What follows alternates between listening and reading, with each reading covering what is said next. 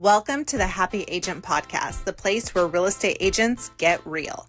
I'm Courtney Benson, a Wall Street Journal ranked top 1% agent based in Dallas, Texas. After over a decade in this business, I realized something. This industry is full of gaslighting nonsense. The hustle culture, the polished perfection, the pressure to pretend. Yeah, we're done with that. This podcast is where we start doing things differently. We're bringing back the fun, the alignment, the real connection. With a grounded mindset, a lot of laughs, and total authenticity, we're showing up as ourselves to attract the clients, the opportunities, and the life we actually want. No, it's not always perfect, but we're here, we're building something better, and we're doing it together. You may have seen me on Inman News or catch me live on the NAR stage this September. But right now, let's get into today's episode. Excellent. Well, good morning, Kim. Good morning, Courtney. So Kim came over today. Sorry, there's something on my screen. It looks like it's on your face. Could be my face. I got it. Oh, it could be. No, it's not. There's something on there. Hold on. You have to be here to understand what she's doing. There's something on my screen, and it looked like Kim had mascara or something on her face. And then I just wanted to make sure it was the screen, not your face. Aw, you're such a good friend. I know. I know. So you guys are also live on TikTok right now. So I filmed live on TikTok last week when I filmed the podcast, and that went over very popularly. So here we are again. So welcome. So what are we talking about today? Today we're talking about how to leverage other professionals within your business so you don't have to do it all alone. Kind of lean on other people. That sounds boring. That sounds like a boring podcast today. Do you want me to ask my chat for a better summary of what that is? I asked mine. So we were talking about systems don't build businesses. People do. But people build systems. I am systemless most of the time. Sounds like a lot of work, though. Mm-hmm. So how this topic came up is I joined Kim at Real Broker in November, and I've been a real estate agent in the Dallas-Fort Worth area for over 12 years. And so when Kim and I joined forces over at Real, she is the event planner, party thrower. Yes. I am the you better invite me or I'll be pissed off, but I don't actually want to go person. Yeah. That is me. Like, I'll get my feelings hurt if I'm not invited, but then I'm like, I don't want to go. You're a great hype woman, though, when you want to be there. I'm such a hype woman, yeah. When you want to be there, you're excited about it. You will tell everyone about it. I know. And you need people like this. Mm-hmm. The event person in me needs this person, too. Yeah. We work symbiotically together. But I don't always want to go. You don't. But no. You know it's good for you to be there. Is it? It is. I don't know. Sometimes you'll tell me you have an event coming up, and I'm like, where is it? And then you're like, Fort Worth. And I'm like, where's Fort Worth? Yeah. Or like, it's on a cruise. You're like... Yeah, we are going on a cruise in January. So for anybody who wants to join, doesn't matter what brokerage you're with. We're all cool. You can all sit at our table. But do you see what I have to go through? I have to be like, where can I host an event that Courtney Benson would come? And I'm like... Can't be local, can't be boring. How about a cruise ship, Courtney? Is that Are you saying cruise ship so that way I can't leave? Like I'm a captive audience. I mean, yes. It will make news. Swim, if you do. Girl, if you want to get it. We did a real estate cruise a couple years ago. Yeah. And that was super fun. So Kim is planning. It's called the Closers Cruise. Gabe and I harass her relentlessly about it because she has put in so much work, and then. I'm like, oh, can you do such and such? He's like, I can. I've got a call about the cruise, a Zoom call. And Gabe always is like, what cruise? And she's like, you're a jerk. It triggers me at first because part of me thinks that they've honestly forgotten about this. We have. So we like to harass Kim about her event. So when Kim and I joined forces and we were talking about our business, and she was like, okay, who are your vendors and people that you work with, that you love working with, and how are they supporting you? And I'm like, well, what do you mean? And she's like, well, your events, like we have a big Christmas party every year. And she was like, basically, are they helping you pay for it? And I'm like, no, I don't even ask. So, and then she just about fell out of her chair. She's like, what do you mean you don't ask? You don't ask them to help you? So for me, this is, and if you've been following my journey, I hate the word journey. I don't ask for help. I am not a person to ask for help because it has always felt weak to me. I also don't like to be beholden to anyone. So I'm the one who I'll just pay for it. Like if I just pay for it, I don't owe you shit. Like that is my attitude about it. Yeah. And it has served me. It has served me. I can understand that to an extent. But I also think that they're not just doing you a favor, you're doing them a favor too. In some ways, and we'll get into that. Yeah, we'll get into that. So I thought this was a good topic for today because we're all looking for ways that we can make business cheaper, easier, and not feel so lonely. Yeah. Because even when we're surrounded by people in real estate, it can feel very lonely. Like I was feeling lonely yesterday out in Rowlett, and where was I? Rockwall. And you're like, it's all right, girl, I got you. I'm in Garland. I was like, I felt. And Lacey was in Fate. And Lacey Brucci was out in Fate. So we really had a bonding moment over that as we were all on the freeway driving around in Dallas. So real estate can feel very lonely. So not only who can you partner with, but how do you partner with them? Kim is the queen of this. And if you stay through this entire podcast, don't fast forward it. Don't. I'm watching you. I can see you. Don't do it. I have a little gift for you at the end. You don't even know about this. I don't. No. Kim is personally going to come to your house You get free and coaching. sit down with you and do coaching and business planning for you, for each and every one of you. She's got time. It's fine. So there's going to be a little something for you at the end of this that I want to tell you about. But in the meantime, let's get into it because I have been doing some research on how I can be better at this, and I think I'm going to surprise you. I think I'm going to teach Kim Dean something today. I'm here for it, Courtney. All right. So why do we want help from these people? And who are these people? Yeah. I think number one, if you ever want to scale or do more than you're currently doing right now, either you have to find extra hours in the day, right? Or you have to create an army of other people that can help support what it is you want to do. And so to me, I think number one, it helps you grow and scale. So I don't know, like, you know how your algorithm just like feeds to your ego. So lately I have been in this. Is it your ego it feeds to? Because some it days does. I'm like, It does. So I've been listening to this whole thing, the Puppet Master's Bible, and it talks to you about, marketing and how even just when we swipe on things that we don't want to watch or however long we watch, like it programs all of that because basically it's just giving it back to us. But that's a whole nother podcast topic for another day. What was I talking about? I mean, I said just grow and scale your business. Oh, yeah. Okay. So squirrel. So take that where you want. I think I've been looking at implementing more systems, and so it's starting to like feed that stuff to me. So a big theme that I keep getting on my TikTok and my Instagram is, are you running a business as a realtor? Am I running a business, or did I just buy my own job? Ooh. Oh, hardcore. Is it? Not really. That's kind of a gut punch a little bit. It is kind of a gut punch. And the more I'm like, well, clearly I'm running a business because I've got, LLCs and tax consultants. I mean, how grown up can I possibly freaking be? Clearly it's a business. And then then the next video will come and it's like, are you afraid to go on vacation because everything may fall apart? Well, son of a bitch. Yes, I am. I'm leaving on Thursday and I got a slight bit of panic in me, but I'm also controlling. So there's that. And then it's just like these videos keep coming, like asking me one more thing. And I'm like, God dang it.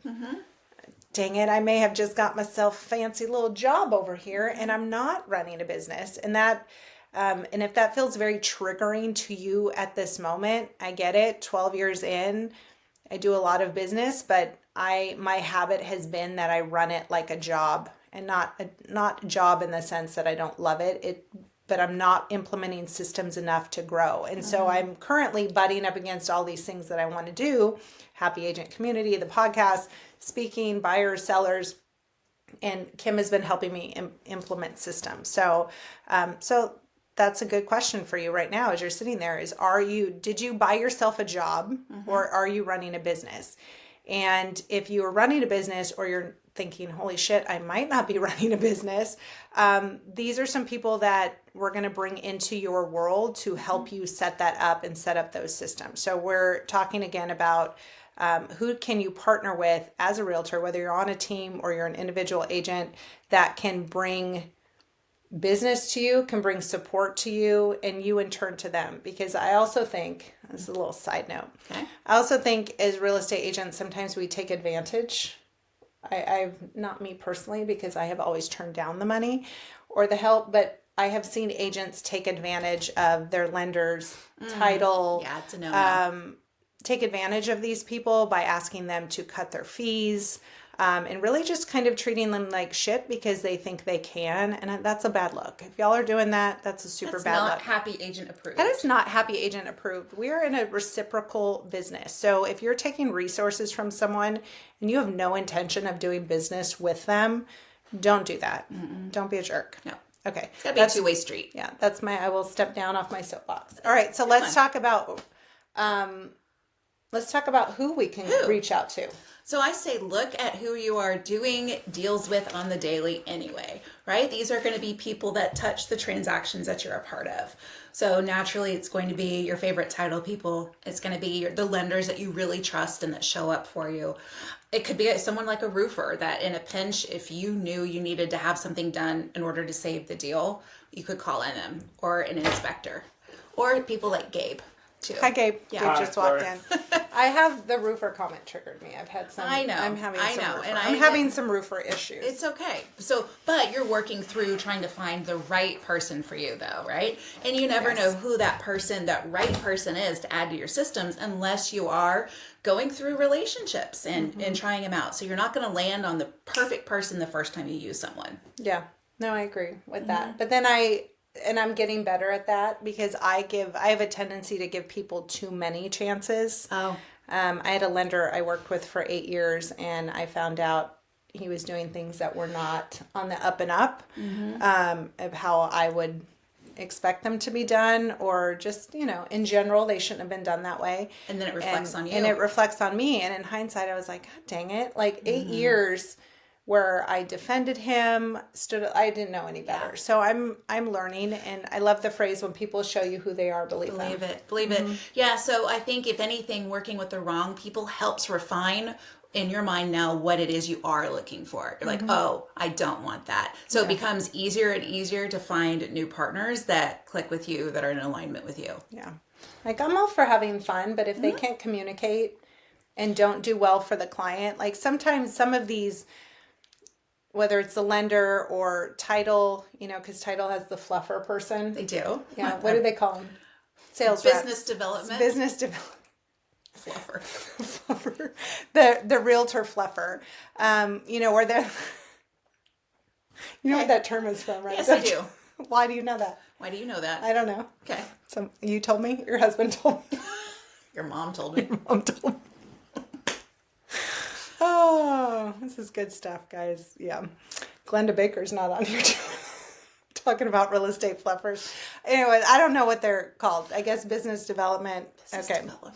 We'll call them that. Love them. So they go to all the parties and they're the ones who, pump up our egos. They wine and dine us. But they're not actually the ones closing the deal. Nope. Two different things. Two totally different things. But, find out who you click with. So when you're looking at working with a title partner, I will say this specifically, just because you click with the business development person doesn't necessarily mean you're going to click with the escrow agent. 100%. And if you don't, you can, if you really like that business development person, you can BDP, business development person. Okay. I'm going to go with it. You can ask to be switched to a different escrow agent. But if you can't find one that you like, an escrow agent, and they're not working with your clients the way you want, you might need to let go of that relationship. You do. And don't stay just out of loyalty or because they're doing your nails for you or, taking you out to really giving nice you lunches. Charcuterie at closing now. I had to throw a little temper tantrum over that one. So it's important for both pieces. When you can find a business partner they're great at both, hang on to that one, right? Yeah. But I would say prioritize the actual job part over the fun part. Absolutely. And that's because that's what's best for your clients. So while we're still talking about title reps, what are some things that they can do for us as agents? Because especially if you're a new agent, sometimes you don't realize what these people can do for you. True. Just a little side story. When I was new, I was so afraid that somebody would think I didn't know something. And so when I would talk to the title company, the lender, the other agent, I was just real full of myself, even though I didn't know what the hell I was talking about. And it wasn't until I got with a really good title partner that I realized how brilliant these people are, these escrow agents, not all of them, can be with the contract. Because we know it well, but they deal with it inside and out with hundreds of them each month. So for me, my escrow partner that I work with, I call her when I'm negotiating contracts, and she'll answer the phone. Call her Rachel Shelton at Independence Title, shout out. So I'll call Rachel and I'm like, look, this investor put in a deal or put in an offer. Have you heard of this investor? They're trying to do this and this, or I've got this situation. Any thoughts? And she's like, sure, honey, I closed one last month that did this and this happened and blah, blah. And she will walk me through because she has seen these things even more than I have. Yeah. And she'll come up with ideas. Well, have you thought about escrowing the money to do this before this? And so lean in on them. They don't care that you're new. In fact, they love it if you're new because that's more value they can give you to help you build your business, to help build their business. So use your escrow agent, ask them questions about the contract. You can even ask them while you're negotiating. Hey, do you have any insight here? I say too many new agents especially are scared to let the people know that this is your first deal, but trust me, they already know it's your first deal. Yeah. So if you've got the question, ask away because they want to nurture those new agents because typically that's the beginning of a great long relationship. It's much, much harder to earn the business of an established agent like Courtney because she's already got her favorites, right? But for a newer agent, they're all in on you. And so lean into that. Have them help you with negotiations. If you don't know something, they're the person you can go to. If your mentor or someone else isn't available, call them. That's what they're there for. Yeah. And even better if you can get their cell phone number and reach them after hours. Yes.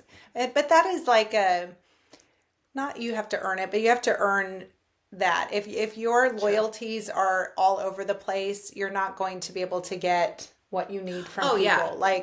When we did the book launch, when I launched Manifest Your Market, available on Amazon, the title company, Independence, Rachel Shelton, she was the main sponsor for the book launch event. And, but, we do 30 to 40 deals together a year. So, and even if you don't do that many deals, be loyal to that person. And loyalty is so important. Until they give you a reason not to, I would say. And so not only can they give you great knowledge and be available for that, but number two, they can also help you with your marketing or things that you might not have time to do. So for example, if you have a new listing and if that title company has a great marketing person, many times they will even offer to help create your marketing flyers for you, right? Have you ever done that? I did in the beginning. Okay. Yeah, they'll do a lot of co-branded marketing flyers. I have a new development listing out in Rowlett, and I needed some phone numbers for the people around. So instead of downloading some new app and paying for it and all that, I reached out and I was like, hey, can you send me within a 10-mile radius phone numbers and emails of everyone that lives within 10 miles of these properties? And she's like, absolutely. Yeah. And then emailed it over to me. Yeah, we did the same thing. We had a property that we were really struggling to move last year, and it was really catered towards a first-time home buyer. And so what we did is we asked our title rep if they could pull the addresses so that we could do a mailer within a 10-mile radius, anyone that was currently renting and that would fit the buyer description of who we thought might be a buyer for that home. And so they gave us that list. How do you narrow it down to buyer description? So they're able to search for like non-occupant owners. So if there's someone that's living in an address and it's not owner occupied, chances are that's a tenant. So we're mailing to those people. And they can weed out realtors too. They can. That's right. So you're not spending your marketing dollars sending it to a fellow realtor. Weed that out. You can also say, hey, I don't want anyone that has bought within the last 2 years, right? Because the likelihood of them moving is lower. So you can say, weed them out, and I just want to focus on people with at least 20% equity or more, right? Or who have lived there 5 years or longer. So lean into them for those types of lists. It can cut your marketing spend down, and you're much more concise in the pieces and the marketing that you're doing. And some of them will create the flyer or the postcard for you. Yeah, they will. Yeah, depending on how creative they are. And with that list of emails, then you can create a custom audience that you can upload to Facebook and target and add specifically to those people. Stop with the value, Kim Dean. My gosh, this girl. That's why I bring her in. Okay, so we talked about title partnerships. Yeah. Let's talk about lending. That's the other big one that we always target. Lending to me is the one that we make or break a deal. It's also the one I'm quickest to fire someone over. Yeah. Yeah. No, I agree. Mm-hmm. I agree. I am now. I was way too loyal for too long, and that won't happen again. Yeah. Because if my lender says that they can get it to closing, I need to be so confident that I'm not stressing about it from the time I hand off that client to them. And so then I'm like, okay, on to the next. But if I'm handing it off and there's even the slightest bit of worry, like, oh, are they going to get it? Then that's not the right time. That's not the lender person for you. I have found I get hit up by a lot of lenders who want to work with me. And on occasion, I have given people the chance and then have found they dropped the ball. So this is a shout out to the lenders. If you're watching this and you work so hard to get an agent's business and then they trust you, if you pass off that loan to somebody else or don't go above and beyond to get it done on your first deal together, you're not going to get another chance. That's where I'm at with it. That felt personal because it was. Yeah. But they're most likely to co-market with you on things too. Because the chance of them getting business that's meaningful for them and a lifelong client is higher than other trades. Mm-hmm. So like your title people, it might be a one and done for them. Really, the title people, their clients are realtors. But lenders, their clients are the same people that our clients are. So I really love going in with them when I have someone that I trust and love that works the same way that I do, because they work the same hours we do too. Mm-hmm. And so anytime that we do a client event, it's beneficial for them to be in the room. Now they're making new relationships in the same way that we do. Yeah. So it just makes sense. My, the lender I use most, Alex Nahas, he's with CMG, and he came to the Christmas party last year here at my house. And he got 2 clients from it. Yeah. Because people brought friends, and he's so friendly and personable. And so he was just chatting it up. And so those relationships, you don't know where it will take you. Mm-hmm. But especially with lending, be very critical. How are they treating your client? Are they nice to you, but then shitty to your client? Mm-hmm. Do they pass your client off to 10 other people? Do they have a reason why something's always not working?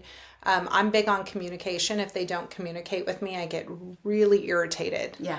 Because if I have to think about what you're doing, I will think you're doing it wrong every time. And then I'm not as nice about it. Yeah. I do want to go back to what you said, though. You said that your lender came to the client event that, you said in years past, you had just footed the bill yourself. Oh, yeah. Right? 10 grand a year. Okay. 10 grand a year. Mm-hmm. But her lender came last year, 2 new pieces of business from it. So do you really feel bad asking for money if you're saying, hey, get in this room that's going to provide value to you? Yeah, no. He's great. And what I like about this specific lender, what I like about Alex is I texted him last night because we were talking about Tom Ferry tickets because Tom Ferry's coming into Dallas. In 12 years, I have never gone to a Tom Ferry event. I get invited by lenders and title. You to conferences now. I'm not sure how I feel about this. So I have always said, no, don't ever invite me. And now this year, I think I want to go. And I'm like, who's getting me a ticket? Because I've gone 12 years without having to buy a Tom Ferry ticket. I'm not going to start now. So I texted Alex last night and I was like, hey, are you guys doing Tom Ferry tickets? And he was like, no, but I'll find you somebody who is. And that is what I love about him is even if he can't provide the resource, he will put out feelers across his network and he will find somebody to provide it to me. But it's through him. He's my problem solver. He's a tough guy. He's from Memphis. So I think that's where it comes from. And that had nothing to do with the transaction, but everything to do with your business. No. And it didn't stop at me asking him and him like, no, sorry, I'm not. He never says, no, I can't do it, and then ends a conversation. He's always like, I can't do it, but let me ask 10 other people that I know that might be able to do it. Like one. That is such a good resource. He has found houses for me, for my buyers. He amazing. So work with people who are connectors. Even if they provide you a resource, at some point, sometimes people get tapped out of providing just a resource to you. So find the people that are connectors. So like him, if he can't do it, he'll find me people who will. So he's working on my behalf. And that honestly means more to me than him giving me something. Oh, that's so true. Good. So good. All right. Who else we got? So we've talked titles, we've talked lenders, we've talked, how about insurance? Yeah. Insurance agents. I think they're in the same boat as our lenders, honestly. Because again, getting in those rooms, they can convert those people into clients themselves. And it's all about staying top of mind, because we don't just need an insurance person one and done. We need it, every so often throughout the year. And then living in North Texas, we constantly will have questions about, hail came through, right? We need to be able to know who we can call on for some great advice about that. So to me, I put insurance in the same category as lenders. But do you ever break down, I've gone through this of how people market. So lenders market to realtors. Yeah. And title company market to realtors and lenders. Yeah. Lenders also market to the title company, but insurance people market to lenders. Typically, they market to lenders more than they market to realtors. So I have found when I use my insurance agent or bring them in, when my clients go under contract, I give them a list of the people that I've vetted that I like. The insurance agent is much more grateful for the relationship with the realtor, because it seems to be a little more rare than it is with the lender. Okay. Just a little. Yeah, and I think another way that those types of trades can show up for you that doesn't have anything to do with providing money is lean on them to host informational seminars or webinars for your clients. So again, I'm the event person. I love this. I'm actually leveraging one of my lenders at the end of the month. He's doing an investing 101 seminar, like how to get into investments. So I'm not having to teach it. I'm not having to do any of that, but guess what I get to do? I get to market his event, invite my clients to it, show up to be in the same room, and he's teaching, right? So he's providing the value, but I'm the connector. This is going to your buyers and sellers directly. Yeah, absolutely. Okay. And you're doing it on Zoom. No, this is actually in person. Oh. He's putting it, so I don't have to pay for the room. I don't have to pay for anything. It's just from 6:30 to 8 on a Tuesday evening. Okay. So hold on. Now, how many people do you invite? Our entire database. Okay. You got RSVPs? I need to check with my assistant on that, but yeah.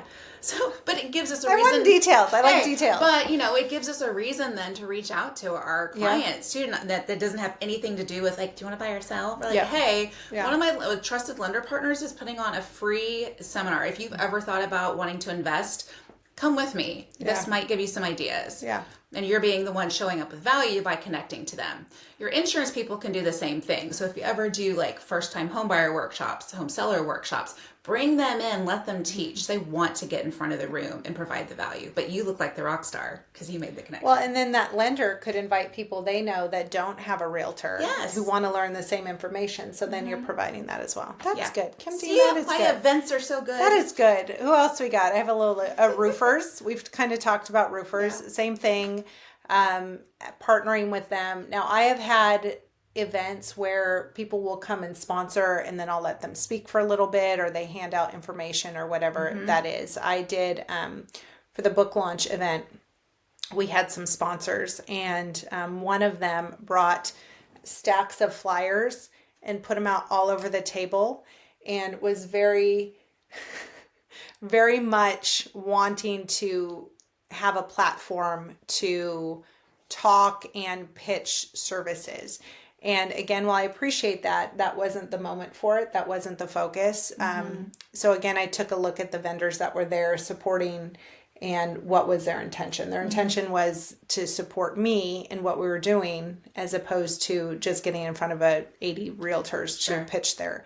So again, look at their intention for things. Are they there to support you, and how does that feel? Yeah. And also with a roofer, we then get into the subject of some providers are RESPA classified, meaning, for example, the Real Estate Settlement Procedures Act says that lenders, title, insurance, and home warranty, they're limited as to how they can show up and support us financially. But roofers, it's wheels off. They can give you $1,000 referral fees. And they've got deep pockets too. I mean, a lot of the ones that I talk to. That sounded bad. I need to talk to them. But same with pool companies. Yeah, right? So that's a good one too. Pool companies, roofers. So unlike title, lender, and home warranty, they're not relegated to the RESPA. What's it called? The Procedures Act. The rules. The rules. Yes, the rules. Okay. Yeah. They can get their hands slapped if they do too much or do it the wrong way. Whereas it's game on for anyone outside of those professions. So home warranty is another one you mentioned. Home warranty is also a really good one. These are great people to invite to a party that you have with clients. Sometimes my clients love when a home warranty person is here. They ask them all the questions. Do you cover this? What if I do this? Yeah. Like it's a fun little game. Housekeeper, gardener. I also think like trades. Your home stager, if they also do interior design, then they serve two purposes. One, they help you stage the home to get ready to sell, which is a whole skill set. But then like designing your home to live in, right? Yeah. Or to decorate for the holidays. Maybe they can do a tablescaping class for you because I had such a good idea. So what if you have a relationship with a stager, designer, you gave a gift at closing to your clients of like a 1-hour consultation with them. That or like a home organizer, those two, like those go over really well. That would be good. I am looking for a stager and designer. Just going to throw that out there. If anyone wants to be in that with me, let me know. Let me know. Who else do we have? Anybody else you can think of? On your list, but builders. Oh yeah, builders. What are builders going to do? So I've actually hosted events in the model homes of my builders. So they will show up, provide raffle prizes, gifts.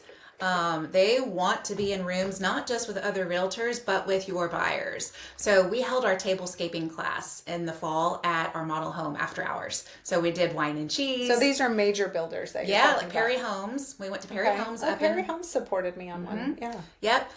They're fantastic. They also support our Christmas party every year.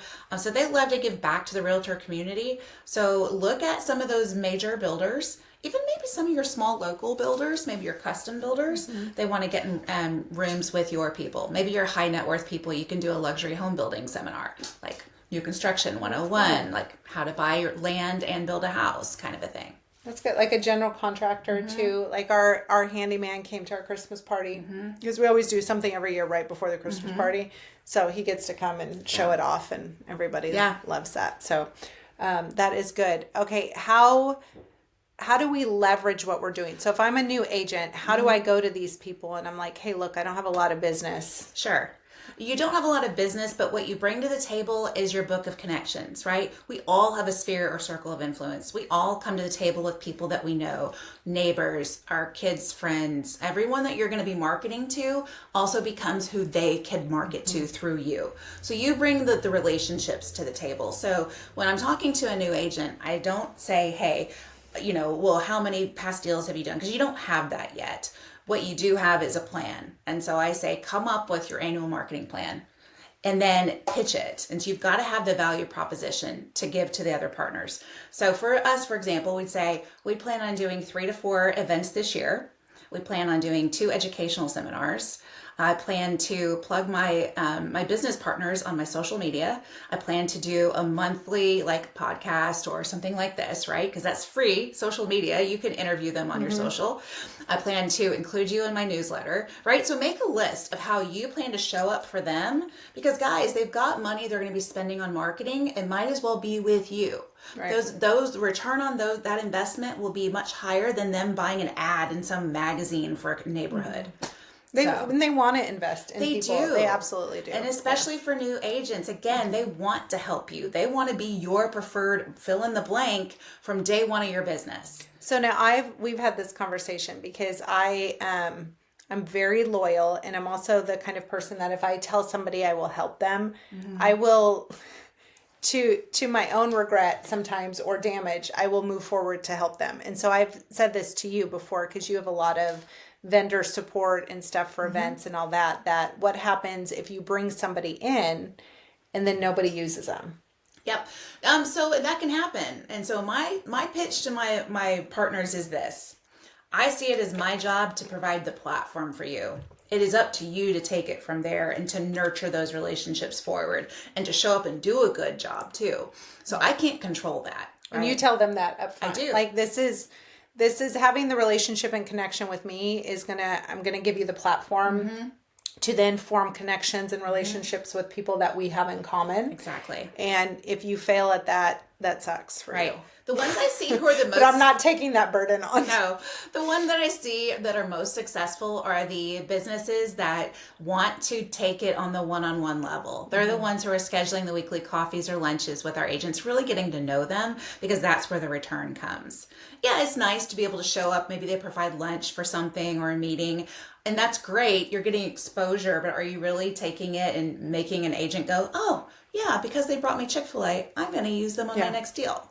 And some do. Some of these vendor partners do. I had a lender send me a referral. He's from San Antonio, actually sent me a referral, and we talked about it. And he was specifically VA. He works on VA, and he said, "Well, I have this one token, and I'm gonna give it to you. But what are you gonna do in return?" And I was like, I mean, if you're the right fit for a client that I have, I'm happy to introduce you. That's all I can do. I don't force anyone to do anything. No. I don't force you to buy. I don't force you to no, that's on you. So I can provide you these opportunities. So in turn, I had given him 2 opportunities to talk to different VA clients, and they did not choose him. And then like a couple weeks later, I get a phone call, and he said, I really thought this was going to be a beneficial. He's young, so I'm going to just chalk it up to him being young. But when I tell you, I took my earrings off mid-call, and I was like, you done did it, buddy. So we had a very rough conversation about when you do something for someone, while I understand it's business and it's reciprocal, if you're doing for that person is out of expectation, so much so that is your primary focus, and you're vocalizing that as your number one. If I'm doing this for you, I expect X, Y, and Z in return. That is not a good person to work with. No, it's not. So I would move on and look for somebody. If they're going to treat you like that, they're going to be even worse to your client. They will. And to take that's a really great piece of advice too. Say, do you like how they're communicating with you? Are they following up with you? Yep. Did they drop the ball? I'm like, oops, I'm late. If they're late for anything, like, they're going to be late with your client. So believe them when they show up, believe them. And I tell them too, when I'll get asked like, well, what else can I do for you? Is there something I can do for you? And I said, if you make my clients really happy and love me at the end of it, not even you. If you reinforce for them to love me and they're so happy with me and by proxy you, we'll do this again. 1,000,000%. And that's that. Don't focus on me, focus on them, because that's what we want. Yeah. People can tell when they're in it for the transaction or if 100%. They're in it for the long run. So. Okay, so we talked a little bit about how you ask. Yeah. So there is a form that you created, and I didn't want to steal yours, so I ripped it off and stole it instead. Go for it. So I told you if you got to the end, there was going to be a gift for you.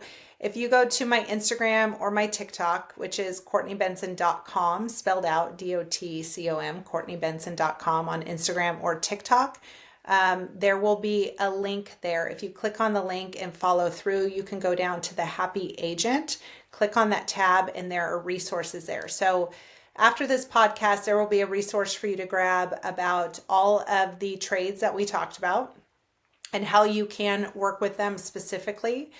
There's also going to be a resource about what to fill out and hand to that person when you have that conversation. Like, be prepared to come to that conversation with some facts and some value. I'm going to ask you for this, but in turn, I'm going to provide this to you. Instead of just, so how do you have that conversation? Tell me, like, ring, lender. Well, actually, it's before that, because I am the Miss Business Plan, right? So I know by end of Q4 what my entire next year is going to look like. And so I've already created a letter. I know. I've already created a letter that is going to go out to all my preferred businesses and say, hey, thanks so much for being a partner with me this last year. I value your partnership. Moving forward, I'm looking for, and then I might say 10 businesses to partner with me for $1,000 each. In exchange, you'll be invited to, and I outline all the things I'm doing, the dates that I'm doing them. So you got to know. You even have dates? I do. Dang, girl. Again, those can change, Okay. but I have them penciled in. So now I show up looking really professional. They know exactly what they're getting from me. It's not like, well, maybe if I give her $1,000, I'm going to get something in return. They know exactly what they're going to get in return from me. So it is very methodical. And because of that, I get over half of my marketing budget covered every single year. That's good. And 100% of the events that I host for the agents that are 100% covered. That's amazing. Yeah. And how do you go look for new partners? That's a whole method too. So now there's two schools of thought here. One, I have my own book of business, right? My husband and I. So we know who our favorites are, right? We get to select who goes on that list. But I also have a preferred business partner program for my network of agents too.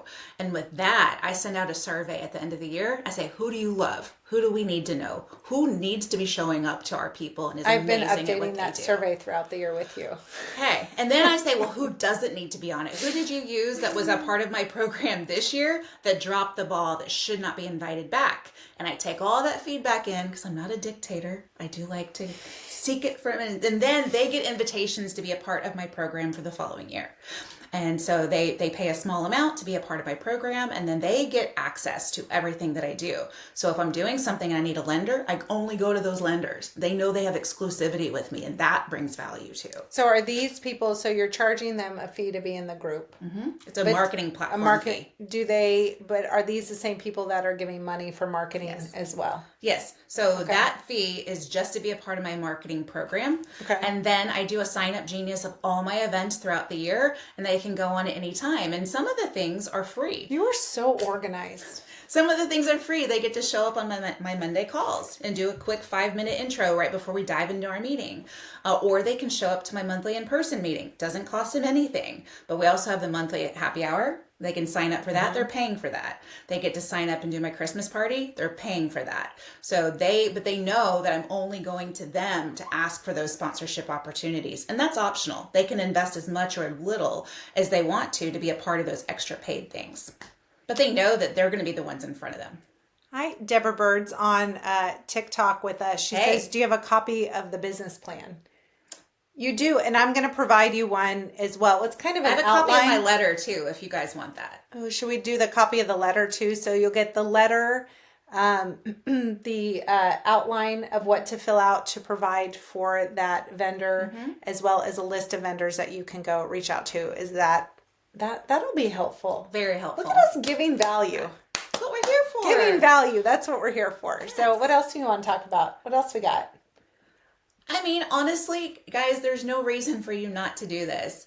If you're on TikTok, drop in there. Like, why are you hesitant to not ask your partners for help, for financial help? Like, what was one of the reasons that you said you didn't want to be beholden to someone? Like, if they gave me money, well, now I've got to blah, blah, blah. And that goes back to childhood trauma. So not on today's podcast. Well, thanks for asking, Kim. Oh, lady. That is just how I am. I get really weird when people provide things to me because I don't want to owe anyone anything. That's just my personality. Mm-hmm. I mean, you know how long it's taken me to accept you telling me I'm pretty all the time. I've always been like, stop. Kim, please stop. That's so uncomfortable. You still don't believe me. No, I think though, if you are the type and you feel icky, you feel an ick when you go to ask, usually it's because you don't believe in the value you're providing them. Yeah, deep. Stop. That's all I got for today. Is it? You know what? You might be right. I also don't want to have to do it, maybe. But to do what? To do the asking? I don't know, Kim. I don't know. But other people feel the same way. I help a lot of lenders, and they often feel they are being used. Yeah. No, I get that. And I don't know if you were on. So we're also streaming live on TikTok. Deborah was saying a lot of these vendors feel used by realtors, and 100%, because I know some of y'all realtors that are using these vendors, and I like that. Super uncool. And you don't want that reputation, so don't do that. I think doing the sheet of, I'm going to ask you for this, and in turn, I'm going to provide you with this, and it's there in writing. I think will help alleviate some of that. And maybe, Deborah, that's something that the vendors, that the lenders that she's helping could ask. Like, sure, you want $200 for your event. Give me 2 opportunities to be in front of either your social media or your clients. She wants to know what questions should they ask? Are you talking about which questions that the lenders themselves should ask realtors? What questions could they ask realtors? So, in exchange for partnering with you on this, what could I expect, in the future? Like, would you be willing to give my name as a referral to a buyer? Would you be willing to do a social media post about me? Would you be willing to co-market on a future event, or maybe do an open house together, right? Now, I do think that there does need to be what I like to call a dating period. Like, I date my vendors before I hitch with them. Because how do you know if you're going to be a good match, right? Just because maybe they say like, Courtney, here's $10,000, but they're not a good match. Like, don't take the money. Don't be that person. Yeah, no, I agree. Right? And you know up front when someone just isn't vibing with you. And if you know that, just what do you say? Just say thank you. Yeah, I never turn down a meeting. But when I'm very upfront though, and I say, look, I always love meeting new business partners. I want to be upfront and let you know I do have a very methodical, thought out, it's my business partner program. And I do have a list of lenders that I'm exclusive with during this calendar year. I'm always looking to reevaluate that at the end of every year. And if there's the opportunity for me to entertain another partnership, I'd love to then, at least you and I have met. I have you on my radar, kind of a thing. And I do say, even though I can't give you my personal business, what I could do is get you in front of other connections or introduce you to someone else that might need to make your acquaintance. Yeah, I agree. I can't help you, but have you met Courtney? Yeah, thank you. Thank you. And they do, when we get hit up a lot by people, and I almost think, and Deborah, if you're still on TikTok on there, I almost think the vendor partners don't realize how many phone calls we get and how irritating it is. There's really no other nice way to say it.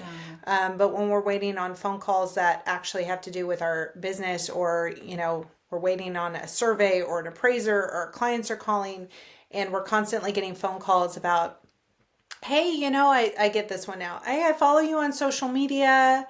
And I just think we would get along so well. I would love to take you out to coffee. Mm-hmm. And I get really, I don't want to hurt people's feelings, but at the same time, so then this is what I've started to say, and I laugh. I said, thank you so much. That is so nice of you. I'm not looking to go to coffee with anyone right now. I have to keep focusing on my buyers and sellers, because if I didn't, you wouldn't want to be calling me in the first place. Now, would you? And then we laugh, and I'm like, it's a good word. Okay, bye-sies. That's a great script. And I would also tell, and I've had this conversation with lenders, because it's typically lenders, is that when you're talking to an agent who does $3 million a year versus an agent who does $30 million a year, they don't have the same pain points. Mm-hmm. So when you call an agent who's doing $30 million a year, we're not going to go coffee with you, because we don't have time to go to coffee. I had the lender that I'm using now, he had tried to work with me several times, and I was like, I'm good. And he called me one day, he follows me on social media, and he called me and said, I see you have a buyer who's looking for a house in Prosper, Texas. I have an agent friend who's selling her house off market, and I could do the loan, and he coordinated this whole thing, ended up selling. My buyers ended up buying this house, this off-market house that he knew about, because he was following me on social media and I had posted about it. And then when I went to sell their house was in Murphy, Texas. Mm-hmm. And he speaks Arabic, and there's a big Arabic community there. He showed up to every open house every weekend till that house was sold, and was able to speak to buyers who came in. Like, the value like that. And I was like, done. Like that's it. That was it. He didn't give me money for anything. He did something I could not do for myself. Yeah. I can take myself to coffee. I don't need your flyers. Like, right. Who are you talking to? If you're talking to a $3 million versus $30 million, you gotta do something different. Like, goes back to Gary Vee's always saying, he's got the book, jab, jab, jab, right hook. The jabs are the value before you ever ask for business. And if you do that with anything in your business, you'll be successful. Yeah. And so Deborah's saying that the vendors are wanting to know how they can provide value to agents. So again, I think when you're a new agent, you're just looking for somebody to help you and throw you a lifeline. So that may be the agent that you bring in and say, sit down with me, let's go over your CRM. Do you understand how it works?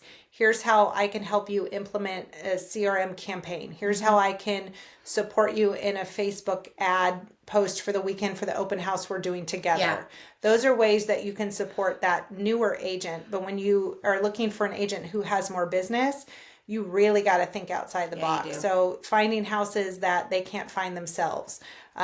Sending them clients. Like I've had this conversation before. I had a lender was with Supreme called and he was super rude when he called me and he said, well, I think we should work together. And I said, great, send me a client. And he said, what do you mean? Why would I send you a client? I said, did you just call me and ask me to send you a client, but you wouldn't do the same for me? I said, do you hear yourself? Like I was not kind. And then he kind of laughed and was like, no, I get it. I'm going to send you a client. He didn't.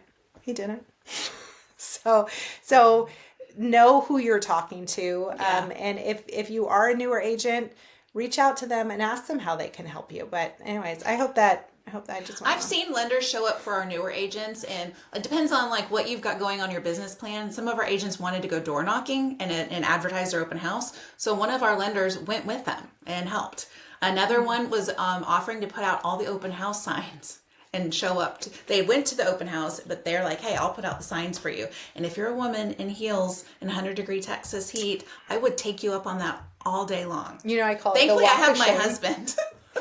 When the open house is over and you have to go pick up your sign, it's like the walk of shame. Yeah. You're getting like you're out there in the middle of traffic, just hot and pissed off, like getting the sign. Sometimes I've driven past them and there's so much traffic. I'm like, I'll come back. I'm easy. If you're willing to handle my open house signage, Dang, to putting out good. and picking up. Yeah, you're gonna get at least do that. You don't even have to hang out with me at the open house. I'm good. And bring me cookies, and then I'm fine. I'm kidding. Drop them off and then leave.